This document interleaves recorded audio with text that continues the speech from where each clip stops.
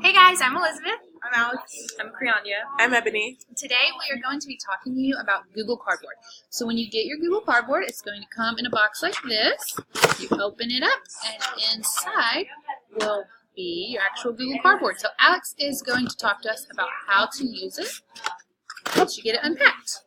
So once you have your Google Cardboard out of its box, it's going to look like another little box, and you'll like a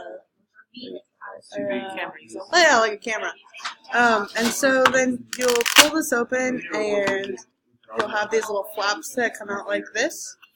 And you want to make sure that your flaps match the little dot. So you have a little dot on this flap, and then a little dot on this flap.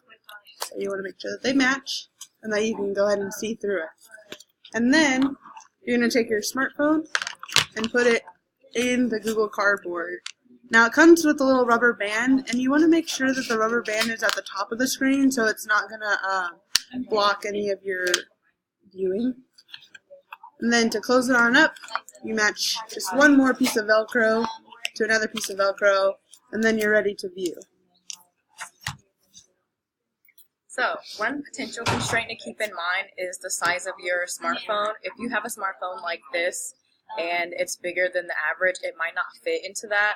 So if you're in a group, just find the person who has the smallest smartphone so they can put it into the cardboard. If you're working by yourself and you have a phone like this, just take your case off and it should be able to fit.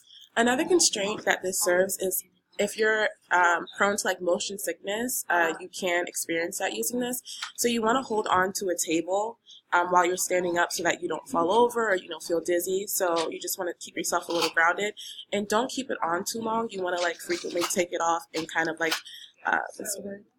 Regroup yourself. Thank you. And so yeah. Alright guys, so we think that Google Cardboard is super awesome, and if you listen to a couple of our tips that we have suggested, you think that you will have the best experience using it. Bye guys! Bye!